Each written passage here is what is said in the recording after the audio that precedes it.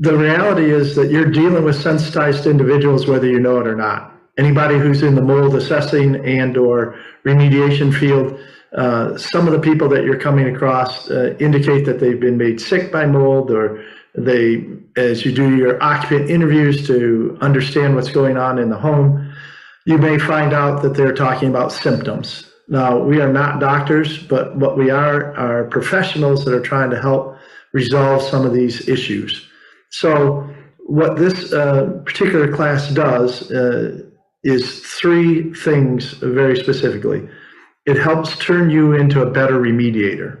There's absolutely no doubt about that. You can be a good remediator, you can be an average remediator, but this will help you be a better remediator, and that's just good across the board. The real issue, though, is that for sensitized individuals, it's a necessity.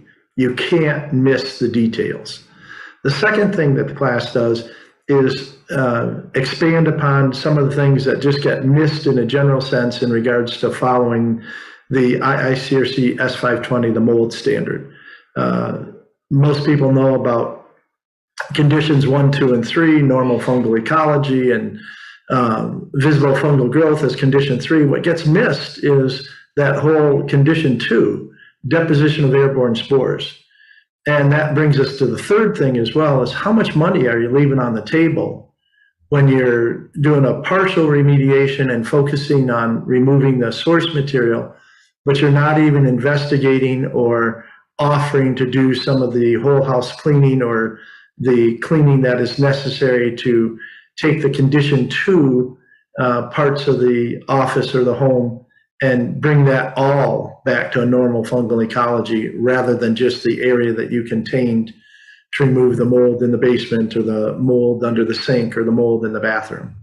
So all of these things come into play in the NCRSI course, but the biggest thing is it makes you a better remediator across the board. And I'm excited to be one of the instructors, not the only instructor, but one of the instructors, and just share some of these tips and tricks over the course of the 2-day class. So we hope to see you there, and you can check the Normie schedule and the best training system schedule for when the next course is. Looking forward to seeing you either online or in person. Thank you, Michael, and I'll look forward to seeing you at the next class. Absolutely, Doug. Bless you.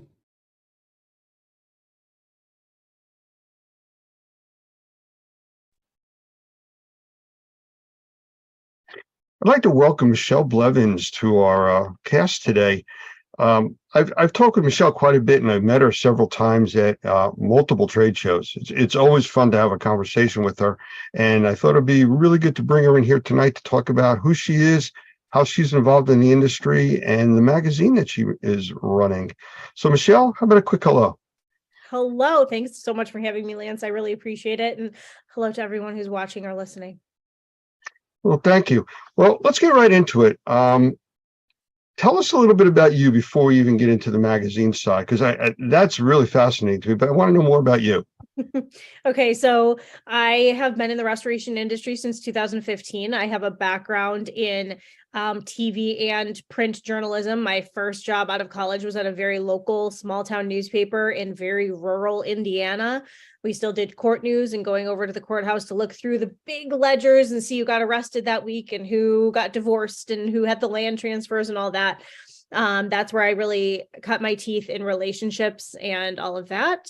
Also where I covered my first flood. There was a very localized flood there, and there were homes that were flooded that were then raised up quite a bit.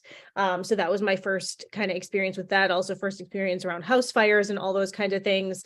That's where I learned what happened on the emergency scene, but I had no idea what happened once the emergency vehicles left. So, then I was 6 years at a TV station in Northern Michigan where I was the executive producer there. And then in 2015, I joined another industry publication. I was the editor-in-chief there for a while. And then I purchased CNR, which is Cleaning and Restoration magazine, from the Restoration Industry Association in July of 2021. So I have been running it since then. There's a team of 5 of us that are behind the scenes running CNR, and I absolutely love it every single day. I am also a mom of two, and they are 8 and 3. My 8-year-old plays hockey. My 3-year-old is trying to learn to skate, and they are a handful, and it's super fun. And I'm excited to be here and chat more. So if I said juggling was a lifestyle, I think it's fairly accurate. Big time. We're fortunate that, everybody says it takes a village, and we have a village. We have good friends, and my mother-in-law is incredible and watches our younger one 2 days a week. And I have a babysitter here. We're recording on a snow day, our second snow day in a row. So we have an amazing babysitter who shows up on a moment's notice and takes them sledding and does all the great things with them. And so we have the best possible people around us to make it all work. Very good. Well, why don't you tell us a little bit about CNR as a magazine, because we obviously are dealing with the indoor air quality, mold assessment, mold remediation industry, and your title alone is, right there for us. Sure. So CNR has been around since, we think, somewhere in the 1940s. It's a little unclear of the exact start date. I've worked with Pete Consigli, who's kind of the resident restoration historian, through the RIA to try to figure that out. But there's been different names throughout the years. I was fortunate enough to come into possession of some of the print magazines going back to, I think, 1975 is what I have in archives. So my goal is to get all those digitized and stuff like that in the future. But this is the oldest publication in the industry, as well as the largest publication in the restoration and cleaning space specifically. And over the years, it has covered everything from IAQ and cleaning and mold to fire to biohazard to crime scene to COVID and asbestos and everything in between. So we try to cover the full gamut of topics when it comes to restoration, remediation, cleaning, all of that. Well, everything you just named all comes under IAQ, indoor air quality. Every bit of it. And that's kind of the umbrella that we start with and then try to funnel down for our specific classes. But, you've seen and experienced what has changed in the industry since COVID hit. And, I've said this on numerous interviews. It's like everybody woke up and found out that breathing was important. How do you see it, in the industry and specifically with the magazine publication?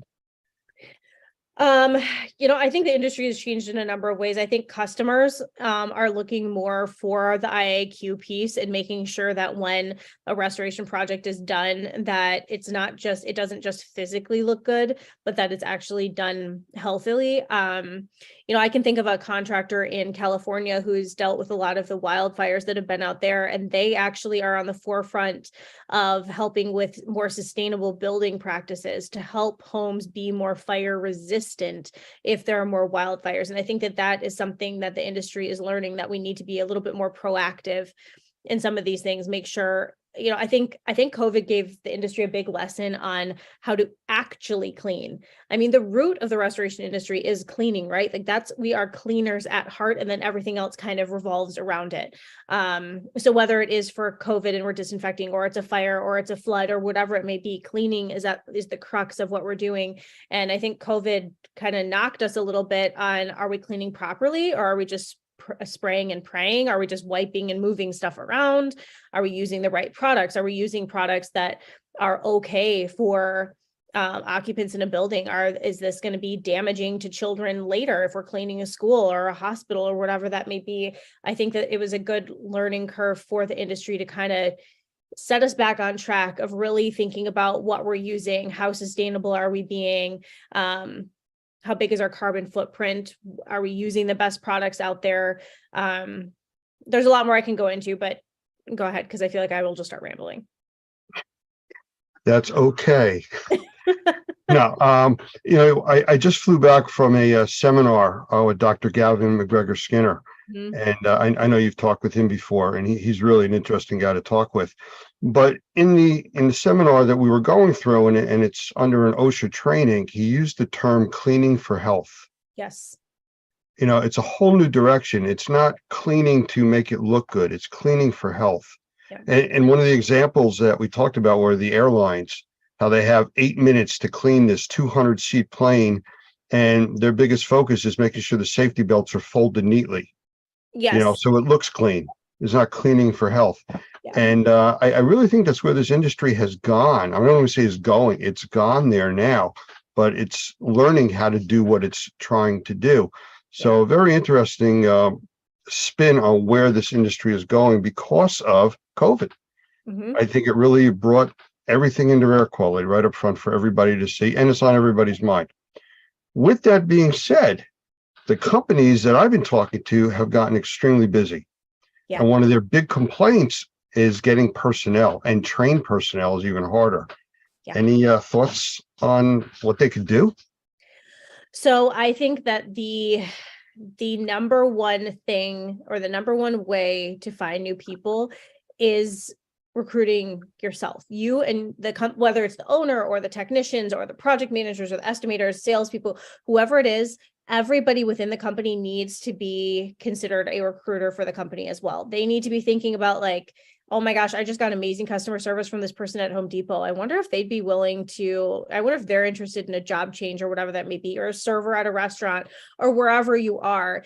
Be thinking about in day-to-day life, the service people that you meet and how good they are. You know, anybody can be trained on how to dry a structure or remove mold or remove odor or whatever that is. The technical stuff can be trained, but the character and the work ethic and all that can't be trained. So you need to be looking for people in your everyday world that carry those character qualities that then you can train for the skill later. So I know of some restoration companies where they make little business cards that say, hey, you are a rock star at customer service. We would love to talk to you about being part of our team. And then if you flip it over, there's like a name and number for the hiring manager or whoever that may be.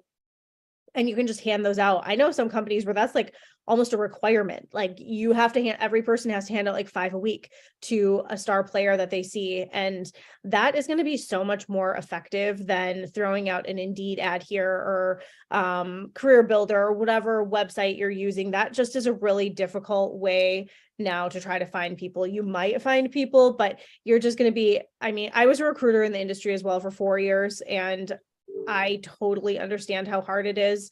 I have been through many a screening with somebody who looked great on paper and they ended up being a train wreck, or you get to the final step of the process and they end up having a criminal record that isn't going to be accepted by a carrier or programs if you're doing program work. You know, there's just so much to it. So really, your company needs to be recruiting for your company is what it should be. And something that's going to really help you also with that is making sure that your company has a good culture and a culture that's going to attract people. If people start hearing of your company or seeing your company at action within your community, even outside of restoration jobs, that in and of itself can help speak for your company and draw that talent toward you. Well, I do have to ask a quick question before I get into my follow-up on this. Are we using now train wreck as an industry term? Yes. Oh, okay. No, I agree with you completely. I've seen it. I've seen people that are hired to do different aspects of this industry that really don't know what they're getting into. They haven't been trained. There's limited training requirements or licensing requirements, depending on what part of the country you're in. And yeah, train wreck is very appropriate for, unfortunately, the end user, because that's what they wind up with. Yes. CNR just did a state of the industry study that included feedback and answers from high-level leadership in 150 restoration and cleaning companies across the US and Canada. We had feedback from all 50 states, all Canadian provinces. So it's a good set of data to talk about industry trends. And the number one thing that we saw that companies are going to be doing in 2023 is focusing on training. More than 52% of companies said that that training was going to be like their number one focus for future-proofing their business in 2023. And I think the thing that is coming with that is, again, we can teach people can go through normie classes, right? And learn how to learn some of these skills that they need. But again, the soft skills, that character of the person, that's so important. So I see more companies also focusing on the soft skills and making sure that their people know how to relate to customers, especially because the people that we're serving are often having probably the worst day of their lives, or top 5, top 3, whatever that may be. It's not a good day. If a restoration or maybe a cleaning company is more middle of the road, but if a restoration company is there, it's probably a bad day. So there's a bigger push to teach those soft skills. And going back to the recruiting and retention aspect, there are more companies that are realizing that if you teach those life skills, you're going to better retain your people. I mean, a lot of the people that you're hiring in at technician level may have never learned money management skills. They may have never learned how to buy a car or get a cell phone, or even like the most basic things. They might have no idea how to do that. And so kind of creating a life academy and morphing them, working through those, even if it's like 5 or 10 minutes a week, just helping with those skill sets can really help. Like there was a company that I was talking to last week. They're based in Michigan, and the owner was saying that for every employee, they have a, what you call it, a PPF plan, and it's personal, professional, and financial. And they go through those, I can't remember what she said, a few times a year. And they do like their 1 year, 3 year, 5 year, and 10-year outlooks, I think, for their goals. And they actually work with their team to get, how do you reach those goals? And it's not just career stuff, it's personal and financial as well. And how can we help you get there? And that helps retain people, helps them find a career path as well, and not just guess their way through the company. So the soft side of things is really important. Well, you're absolutely right. We actually did quite a few classes for a group called Sustainable Workforce Alliance, which is basically teaching basic skills to groups of people. It was a funded by, I think it was a federal grant down to a state grant, and put quite a few people through that, just giving them basic skills, you know, how to manage their life and be able to work and things like that. So, I mean, that's there. And now we're working with, you know, Gavin and ISSA, and we have this big program we're rolling out through OSHA that, I mean, we'd love to train 1 million people across the US. You know, it's one of the problems with it is, like you said, you know, people being in the industry, and I'm looking at it as you need to train people to a professional level, or to at least be an essential level. Yeah. And that's one of the things that Gavin had an issue with, where this whole industry, the cleaning industry, they're not considered essential employees. Yeah. And if you think about it, you know, you have these major hospitals where people that are sick are going in, but your employees that have to be there to clean it are essential. When there's curfews, they can't go. Yeah. You know, so it's a whole new way of thinking about this industry and elevating it. One of the examples he mentioned in the class was, if you're driving down the road and you see a traffic detail going on, you'll see a guy standing there with a stop or a slow sign. They have to go through training and be certified to do that. But the people cleaning your operating room, they don't. You know, so it's, you know, it's definitely a change. I think there's growing pains right now in the industry since COVID hit, but I think we're going in the right direction. So what do you got as far as, because I know you interview a lot of people also, any of the new technologies or electronic gizmos that are coming out? Sure. So there's a lot, and I feel like you know a lot more on the IAQ side than I do. I mean, you introduced me to Air Answers and some others. So there's definitely a lot of technology on the IAQ side that you are far more well-versed to talk about than I am. But something like Air Answers, I would say, would be considered Restore Tech or InsurTech. They're both terms that we've heard. InsurTech is something that I would say it's another result of COVID, right? There was a lot of technology in the industry before, but the COVID made us, you know, push forward. We weren't in customers' homes as much, or we had to be more careful. We needed to be able to get remote readings or whatever that may be. So InsurTech talks about like the Bluetooth technology that you can get through like Phoenix, for example, on your DHUs or whatever, that's going to give you remote access to your readings or whatever. You still need to be sending people to the job site. This isn't taking away jobs. It's not that level of AI or anything where people are losing their jobs, but it can help you with your moisture readings and keep up on those things. Other examples would be like Matterport and DocuSketch, where you can do 3D scans of entire homes or businesses or whatever that may be in minutes. And then you have the fine details that, you know, it used to be that estimators had to sketch it all out, and that took forever. And well, I don't know, I don't have a picture of that dresser. I don't know if we put something on it and nicked it. Well, if you do a Matterport beforehand, you can, you know, if somebody says something's missing or got damaged, zoom in and see, was it damaged when we got to the site? Was it not? Finding specific areas of damage and what needs to be fixed. There's also a lot happening that I won't go into. There's a lot happening on the carrier side as well. A lot of the technology does have to do with getting paid and kind of expediting that process for contractors. That's big down in Florida with the AOBs and all of that, which is still being an issue. I think one of the things that we didn't talk about, and I don't remember if we talked about it when we were at the last show, about the monitoring program that we were coming out with, or we've launched. We did a little bit. So refresh me. Well, it's a monitoring program where it's electronic devices that we put in environments, whether it's residential, commercial, or anything, that gives us 10 different parameters in real time over the internet that we're able to monitor. And what's different about this is it's not the customer that's monitoring it. It's our group of IAQ professionals that we monitor it, and we look for anomalies that are taking it out of range that will eventually cause problems. And then we notify the customer, we watch it, we help them analyze it, and then we put them in touch with IAQ professionals that can help them. You know, we're out of it at that point, other than directing them to the people that can help.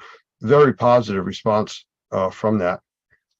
How do IAQ professionals get connected with you to be part of that? I understand that. Well, okay, I have multiple questions. First, how is this getting to the end user? Are contractors promoting this service when they're in homes or maybe doing a mold assessment or whatever? Are they recommending this, and is that the starting point? Funny you should ask. Yes. There's several different programs, but the way that we are encouraging people to use it, there are portable kits, which are actually called IAQ doctor kits. Okay. You know, whether they're single units or multiple units for monitoring. I mean, this could do hundreds of units at a time. But when you walk in with this small kit, you set it up and you instantly are now getting readings being forwarded to the cloud, where you can get reports when you're done. You can also see it in real time. What the goal of that is once the customer sees how their air quality is being maintained, that they are able to get the system for themselves. And it's sold through the contractors that are on site actually doing the assessment. Okay. So, you know, they're there, they're demonstrating it, they're using it in their assessment, and they're exposing the end user to it. We have made it where we are only letting the end users get it through trained contractors. Sure. We don't want people, you know, saying it's going to do things it won't, making false promises. So we make sure they're all trained and going through it in that way. So how do contractors get the doctor kits? Well, the easiest way is as a Normie member, you have full access to all the training. We do it. The training is free. So becoming a Normie member at join.normie.org gets you into that. You're able to take the training. It's online, and you're then exposed to all of the different technologies that are involved with that program, how it works. And then we walk you through it from there. And then you go out and you're able to sell this program for the Normie Pro monitoring is what it's called. Who are you finding on the end user side are the most interested? Is it like homeowners with kids? Is it offices? Pretty much anybody that sees the doctor kit being used, testing their environment. I mean, because they're instantly getting, which most people get now on any of the devices that are out there, temperature, relative humidity. But this also has CO2 levels. It has particulate levels at 10, 2.5, and 1 microns, which is the big thing right now in the industry of what's getting into the blood system, formaldehyde, and total VOCs or TVOCs, which are chemicals in the air. So it's a screening device that monitors 10 different things, including dew point. I'm sorry, that's also out there. And it will give us as the IAQ professionals a really good picture as to what's going on in real time and documenting it and letting the customer know that somebody else is watching for them if they're involved with the monitoring program.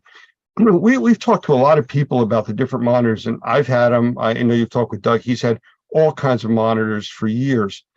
And, you know, you get the monitor in the first week, you're looking at it every few hours. Okay, it's good, it's good, it's good, you know. And within the second or third week, when's the last time you checked your monitor? A few weeks ago. Yeah. Well, do you know if anything's changed? No. We watch it continuously, and that's the big difference. We have a radon system in our house that we had put in when we moved in because we know that there's radon in our area. And I think about that every once in a while that they, you know, when you first put it in, they tell you, okay, here's how, you know, here's the gauge to know when it's going, or, you know, you can kind of hear the fan running and all that. And it's like, I haven't looked at that thing in a year. I have no idea if it's really running or not. Hopefully. Yeah. You know, when I do assessments and I talk with people, you know, I explain to them, I'm coming into the house with a new set of eyes. that they are there, they see something every day, they see it so often, they don't see it any longer. Yeah. Did you ever watch the Blues Brothers movie? Yes.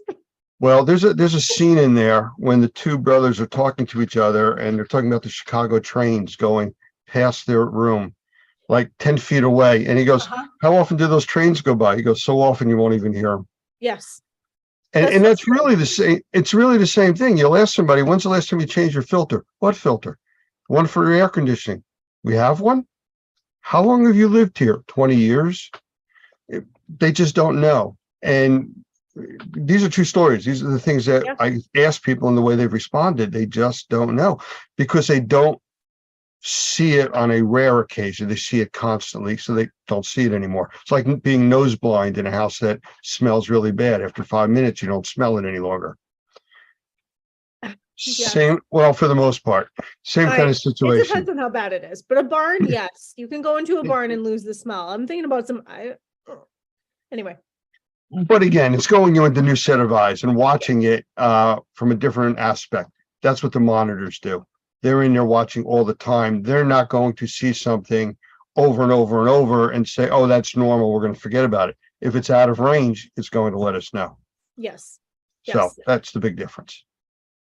That is really interesting. I wonder if I'm the type, I'm thinking through, if I had that in my house, I think I'd be so worried all the time, which is not the point. I know I tend to be a worrywart over house things. So, but excuse me, then you get to solve the problems, which would be great. And then I wouldn't worry. So, well, and that's the whole thing. It may come across as worrying up front. People get nervous, like, I'm being tested. No, you're not. We're just establishing what the norm is. And then if we've helped you get to a point where you're comfortable and it's improved the health condition of the home, there's nothing to be worried about. Just to be aware if something changes and goes out of whack.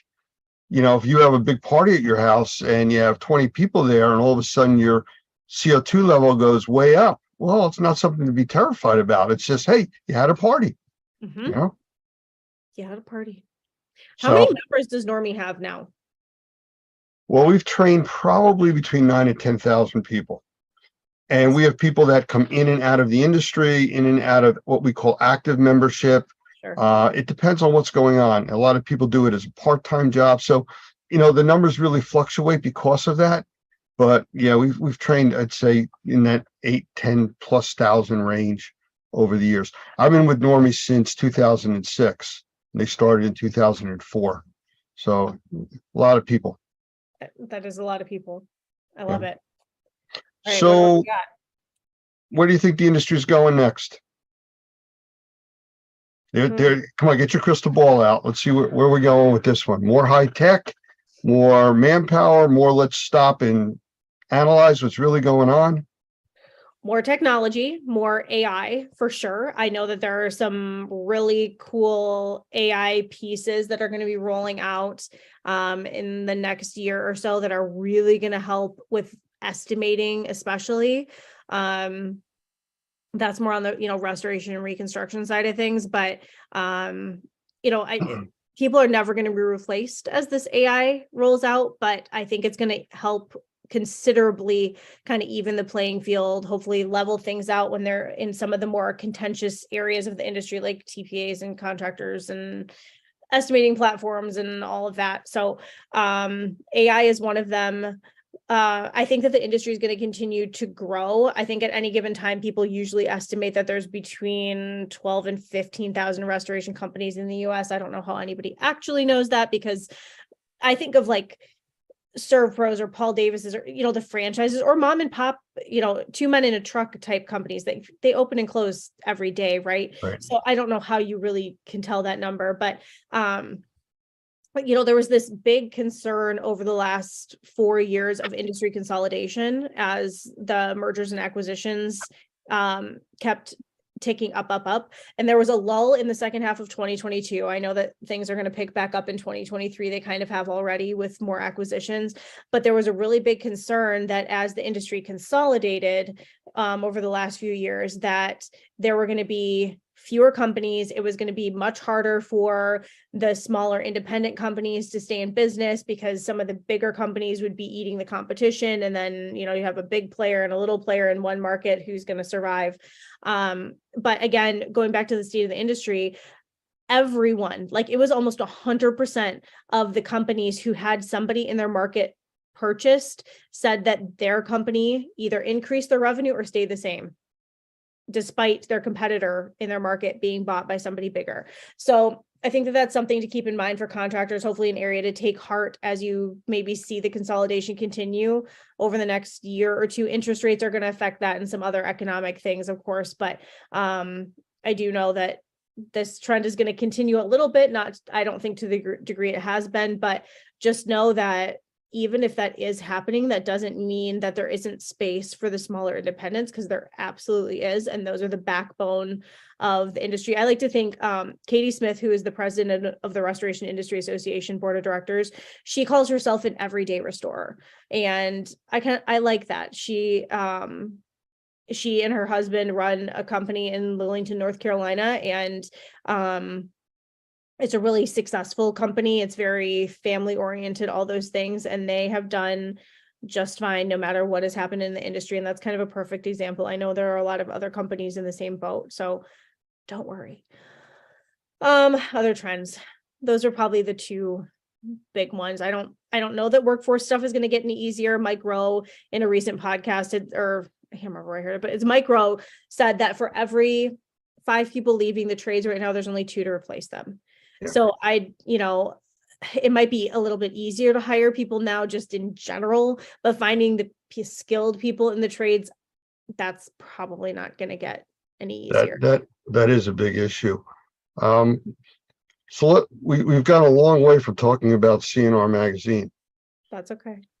Well, I'd like to hear a little bit more about it. Could you just give us an idea on some of the topics and things that you've been covering, or Sure. May tease us about what's coming up?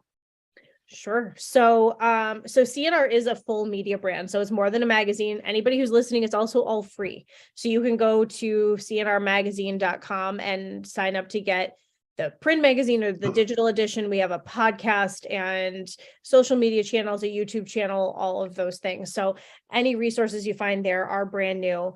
I actually have a list, so let me pull this up here. So new things, we're launching a new masterclass for the industry. Last year I did a masterclass on mergers and acquisitions, like we just talked about, with a pretty well-known broker in the industry. This year we are doing a masterclass on profitability. I think that that's a big topic that people are talking about, how to run more efficient companies, more lean, those kind of things. So I will be bringing in 24 industry experts throughout 2023 to talk about very specific parts of the profitability puzzle. So I have somebody coming. These are only going to be 10 to 15 minute episodes a piece, super short, so you can listen and kind of move on with your day. But I have people coming in to talk about like modern HR and what that looks like, to talk about how to like scaling your business, company culture and how that relates, understanding your numbers, organizational structure and what that can look like to help with your profitability. All 24 people that are going to be part of this have a different angle related to profitability, but they're experts in that area. Like their company has really excelled in that area. So they will be coming in to do that. So be on the lookout for those coming soon. We will be doing the State of the Industry again later in the year. We will voting for the Golden Quill Award, which goes to the best contributor of an R&R or C&R. Ooh, did you hear that? That's the first time I've ever done that. C&R article in the year. That voting opens up pretty soon. We also, which I love, we do an Unsung Heroes Award. So the nominations for that will open this summer, but the idea is to recognize people within restoration and cleaning companies that might not otherwise get a big award or get recognized on a big scale. So kind of those quiet heroes behind the scenes, right? So unsung heroes, anyway. So there's 3 categories. There's an office or like I'm sorry, let me back up. So there's like C-suite category, admin category, and field category. So in field is, estimators, project managers, technicians, office covers, sales managers, ops, marketing, those kind of people. And then C-suite is, of course, like owners, GMs, CEOs, those type of people. So we reward that to 3 people every year. It'll be awarded in the fall. So I think that that's a really fun thing that we do to try to recognize those unsung heroes that are within every company that might not otherwise get recognized. And I think that that's important. All righty.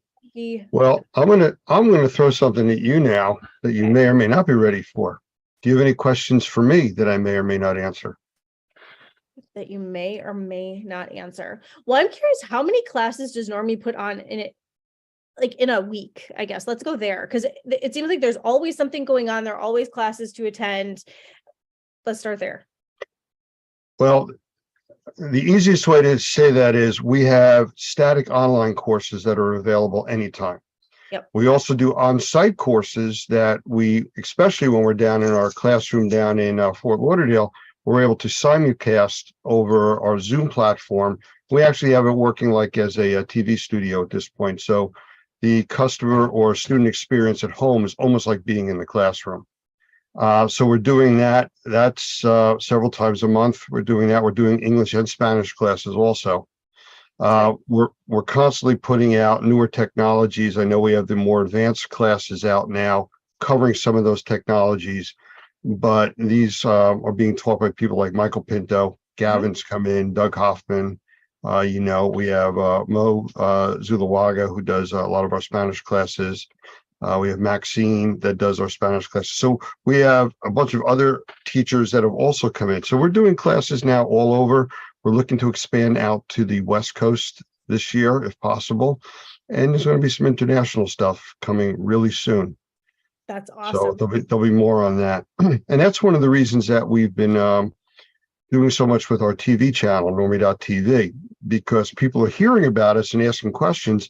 And because of the different time changes and stuff that we're dealing with, or time differences, not changes, people can go to Normie.tv anytime and see interviews, see different trainings that we've done. And these aren't video on demand. These are continuously going.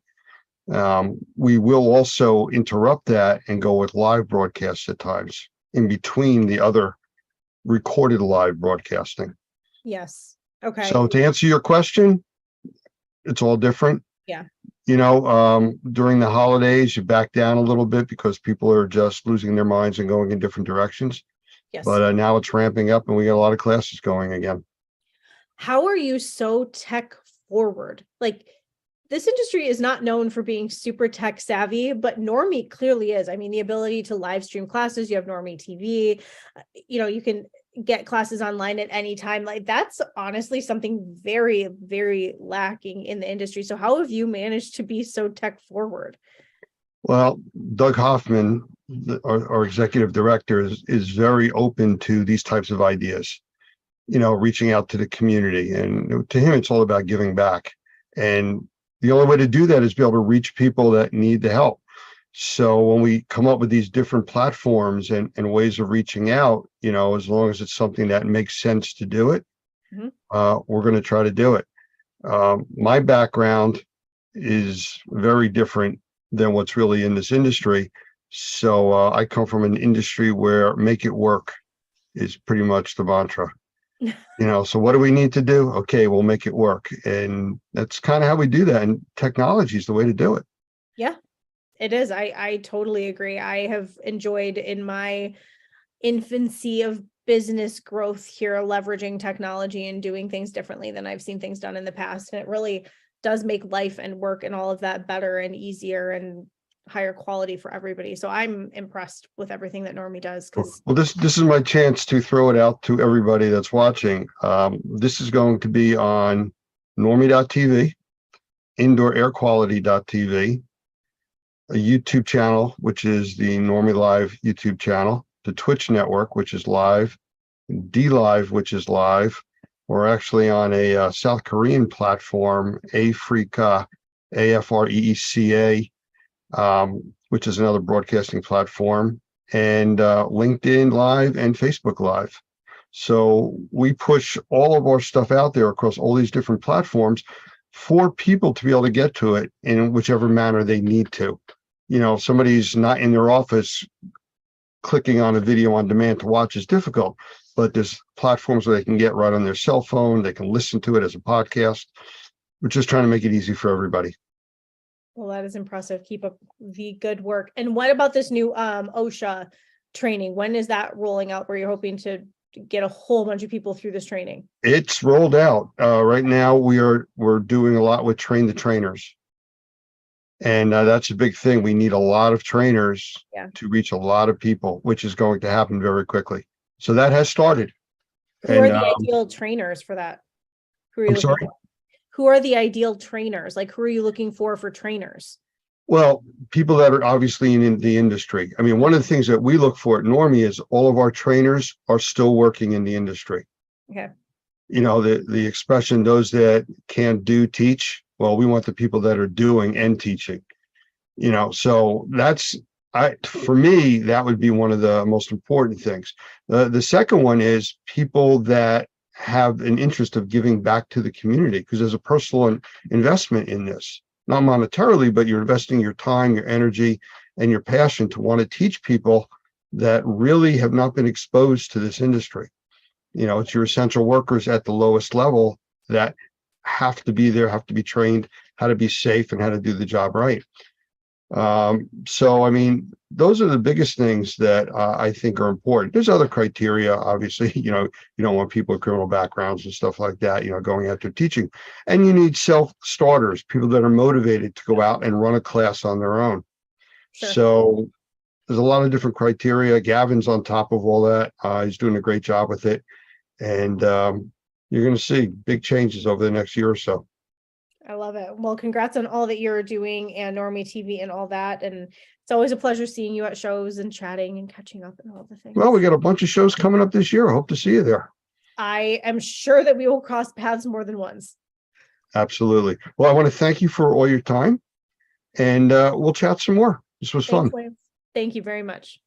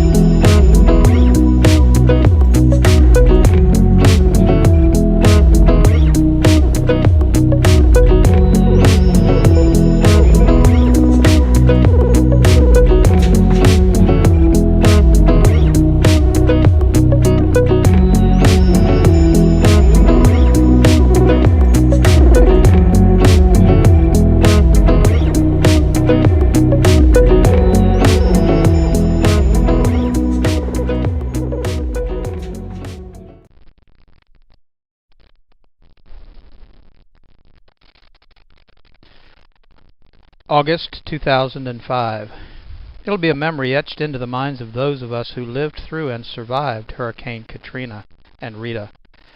As devastating as the 150 miles per hour winds were, no one could imagine the inconceivable costs in terms of loss of human life and property that the failure of the levees caused when it flooded nearly 1/3 of the city of New Orleans.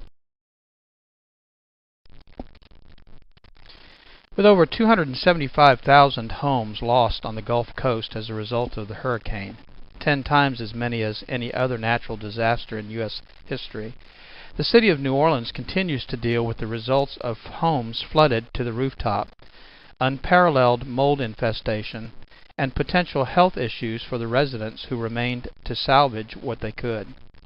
Information and misinformation has been mixed together, and vulnerable property owners have been faced with the daunting task of trying to sort out the truth.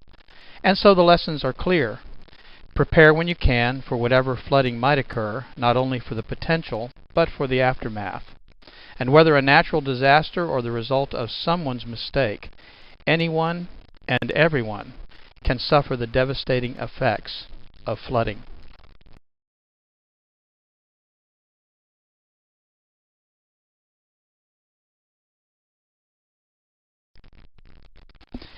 My name's Doug Hoffman, and I'm the Executive Director of NORMI, the National Organization of Remediators and Mold Inspectors. The information you're about to hear is designed to provide steps, guidance, and assistance for reacting to flood conditions in your structure. In most situations, a common reaction to a water flood event is to simply react and plan afterwards. Tunnel vision or over-focusing on the emergency can, at times, distract or omit safety concerns, and poor planning can leave you to fend for yourself after the storm is over. Caution and common sense should always be employed before any action takes place, and I hope this presentation will help you focus on the real issues both before the potential flood and consider the solutions available to you in the aftermath. Without a plan, the results of a water flood event will be worse than you've imagined, so there are several things I'm going to ask you to consider during these first few minutes we have together.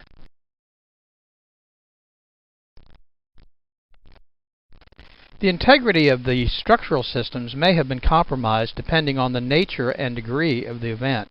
In all cases, if you are unsure of how to proceed or to create a safe environment to work in, contact a professional to assist you. A major concern in flooding situations are the utility services. Wet or submerged electrical devices, outlets, and wires can energize the area you're working in. The risk of electrical shock, burns, or even death must be eliminated before proceeding. This may require the power company to deactivate your service. And of course, natural gas and propane sources should also be protected, secured, or deactivated. This would include pilot lights, heat sources, and gas storage tanks.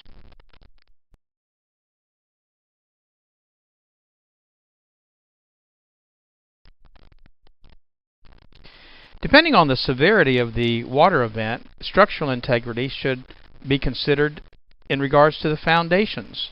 Foundation support could be weakened or damaged, allowing structural collapse. And with the utility and structural concerns addressed, the next major concern is the source of the water. Common sources of a water loss are as follows: a broken or leaking pipe from a drinkable water source, sewage or septic lines, groundwater, or a combination of those sources. And of course, you have to be concerned about the sewage and septic lines when you consider some of not only the sources, but the problems that could result after a flood. A general rule of thumb would be to consider any water that you would not drink as being contaminated. This would include water coming in contact with chemicals, human and animal waste, debris, and other unknowns.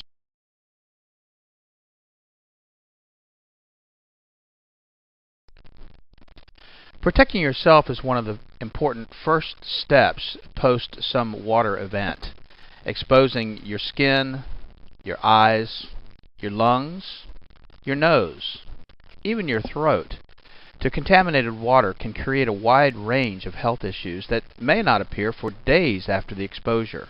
I want to talk about personal protection equipment because that should be used while you're in the contaminated environment.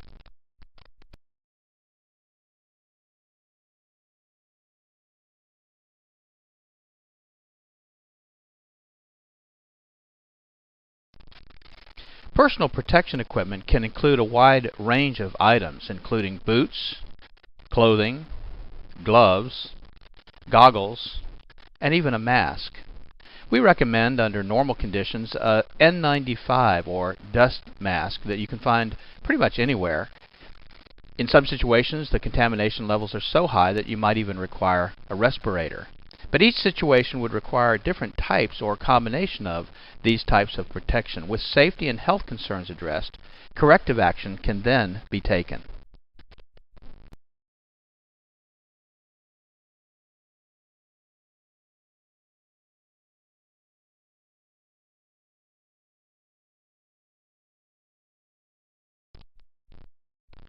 One of the most important things to consider with respect to corrective action is time. Time is your enemy. Once materials get wet or contaminated, damage and additional contamination growth is exponential. A clean water loss, if not corrected, can promote mold growth in as little as 24 to 48 hours. And contaminations due to sewage or unknown water sources will simply exacerbate the problem.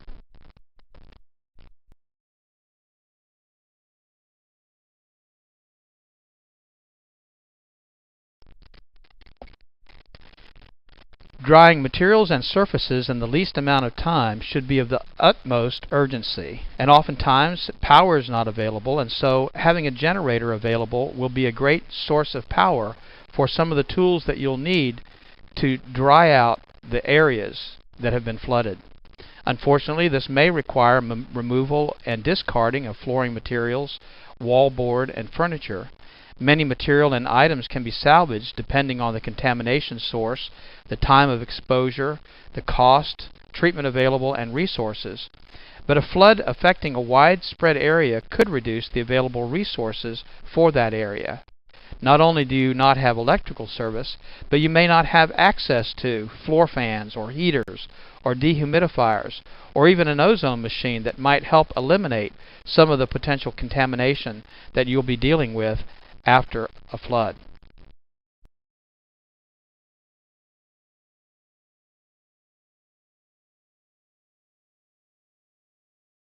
The following suggestions may not be appropriate in all situations. However, in all situations, safety must be the primary concern. Prior to or during a developing flood condition, remove any movable items, at least as many as you can, to higher ground, and secure those locations if possible. Of course, the order in which those items should be removed is a personal decision, but things to consider are the cost of that item, the sentimental value, proximity to the flood, maybe the ability for it to be moved, and the practicality of it. Removing items such as furniture and floor coverings prior to getting saturated will make the cleanup process, of course, much easier. Structural and decorative materials such as wallboard and carpeting are a major problem once they get wet. Most of these materials absorb moisture and can expand the damage beyond the water level. Wallboard and other materials such as pressboard or OSB-oriented strand board allow water to travel in an upward direction well above the water line. An example would be wallboard in as little as 1 inch of water can wick or draw moisture upward several feet. This also creates a problem inside the wall cavity which cannot be reached or cleaned. The rule of thumb is to remove the wallboard a foot to a foot and a half above the highest identified wet area of the wall. This will allow access for drying and cleaning building materials in the wall cavities. Up to this point, we've described different conditions, causes, and precautions.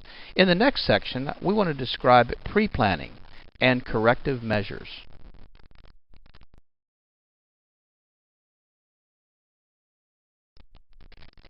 The preparation checklist. As mentioned earlier, safety is the most important issue to consider.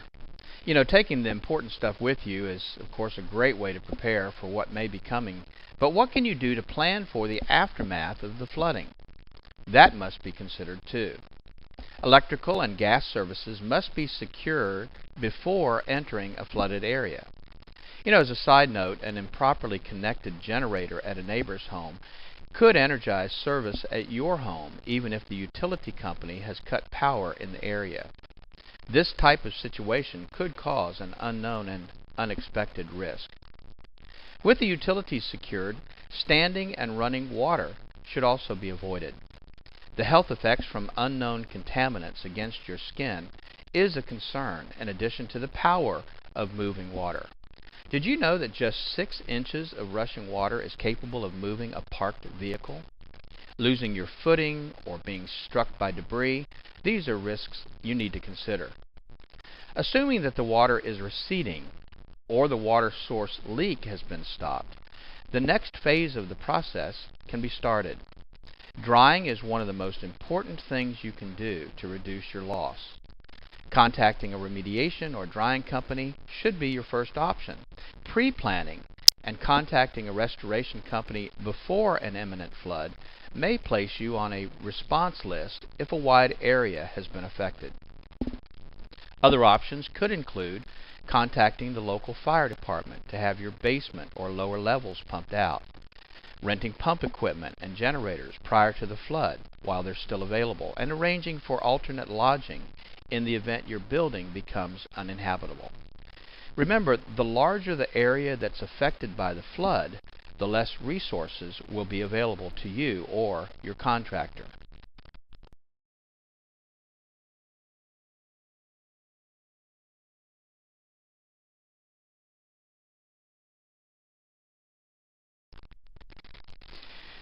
Here are a few internet resources for finding qualified contractors and some definitions we think you should know to protect yourself. NormiePro.com is a great resource for you to find certified mold assessors, inspectors, remediators, and other indoor air quality specialists, and you can find those certified contractors by your zip code.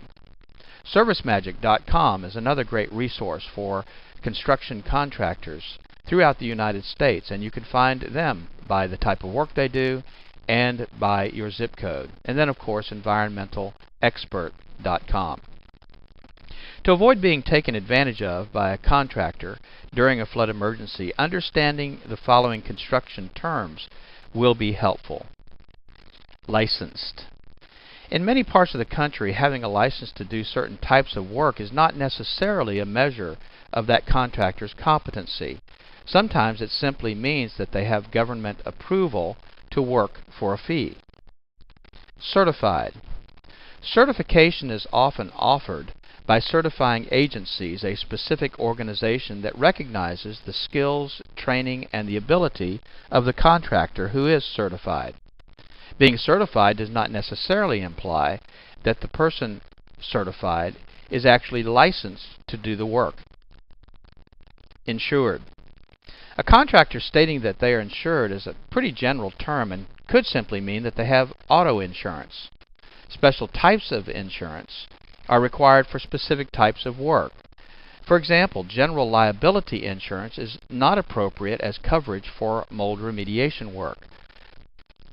Qualified. A qualified contractor has been trained to perform certain types of work. However, they may not have the required insurances or licenses, or may not even be certified to do that work. The bottom line is that you need to understand the type of work that needs to be done, the capabilities of the contractor that you intend to hire, and then for your protection, have a written quote and description of the work to be performed.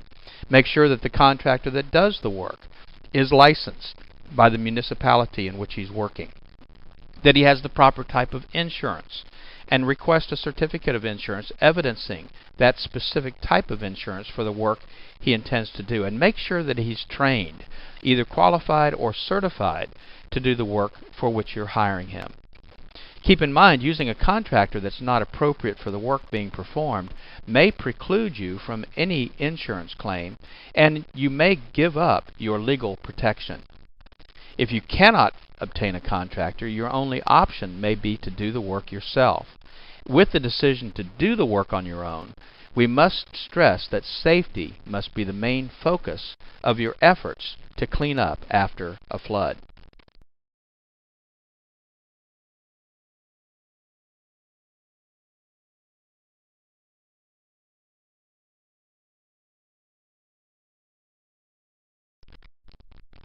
So let's talk about doing it yourself. While working in a safe environment, using the proper protective tools and equipment, water removal becomes the main priority. Pumps for pooling water and wet-dry vacs provide a good start to remove the majority of water. Rugs and carpeting and padding, if saturated or contaminated by an unknown water source, should be removed to allow drying of the subflooring. Sheetrock or wallboard materials and insulation that have been submerged should be removed 12 to 18 inches above the highest wet area. As a hint, removing 4 feet of wallboard is easier to replace with a 4 foot by 8 foot sheet of material. It's easier to do that than to try to cut and fit in smaller pieces. Once the bulk of wet materials have been removed, air movement and turning on your air conditioner if the power is available should be provided. And this would include running the HVAC, heat or forced air systems, using dehumidifiers and fans to increase air movement, and applying sanitizers like ozone machines to help prevent mold and bacteria growth. Sanitizers are extremely important when dealing with sewage and water from unknown sources. Heat drying systems can also be used by trained professionals to dry the environment. However, improper use could result in fire or permanent damage to materials by drying them too quickly. Remember that the drying process may take several days to more than a week, depending on the extent of the exposure. Secondary or collateral damage may start to occur in that time. Mold and other microbial growth may start to appear on surfaces exposed to moisture or elevated humidity levels.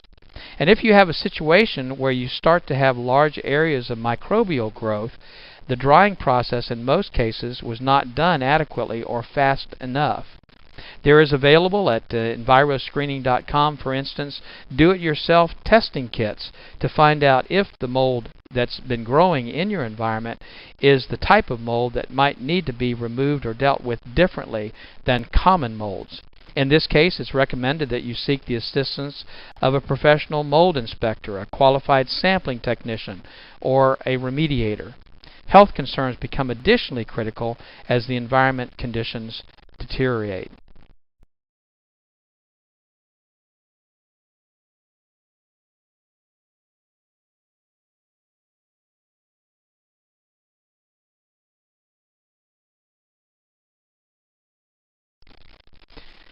In regards to mold licensing laws, there are currently only 4 states that have mold licensing laws in place. Texas and Louisiana, of course, have their mold licensing laws in place. Florida has their licensing law in place, but it doesn't go into effect until 2010. And then just this year, the state of Maryland put in place their mold licensing law. The important thing is that you check the qualification of the indoor air quality specialist or the mold inspector or the mold remediator or assessor in your state to make sure that they are licensed, certified, and insured before they begin any work.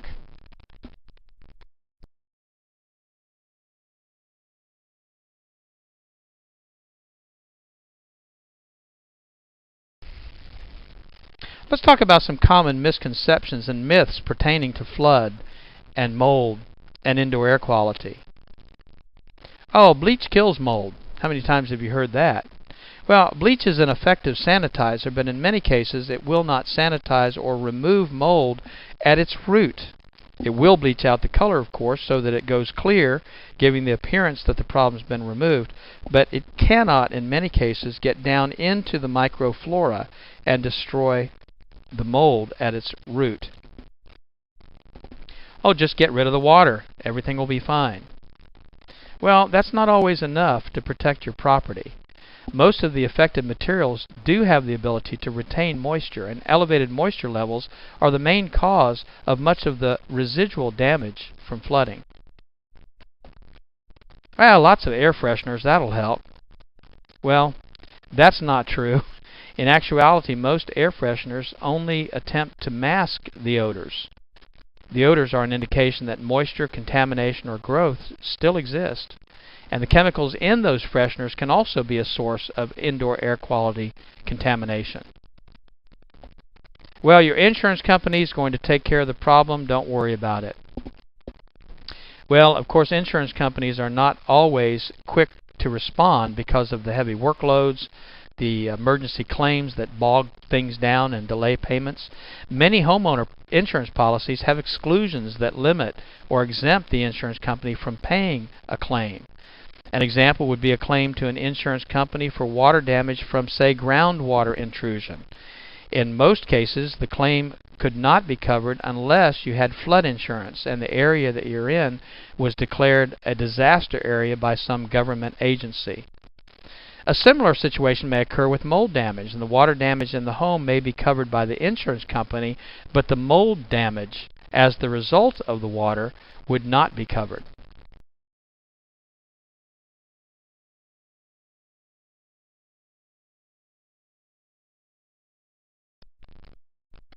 Here are several resources that may provide you with some additional assistance.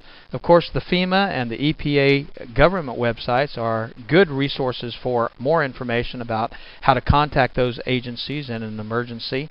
And also at the normie.org website, we've located a lot of resources for you, articles in regards to antimicrobials, information about mold screening kits, and other things that we feel will be helpful to you. We highly recommend that you seek professional assistance when dealing with a flood, mold, or indoor air quality issue. And please remember that the information that we have been providing to you is really for your information and not intended to replace professional training and assistance. I want to personally thank you for taking the time to listen to this overview. I am hoping that you will benefit from the resources we've made available to you, but also from the training that we offer industry professionals to help you through the process of getting things back to normal. It's my hope that you will never be faced with the issues we've discussed, but if you are, you will now be better prepared. Thank you.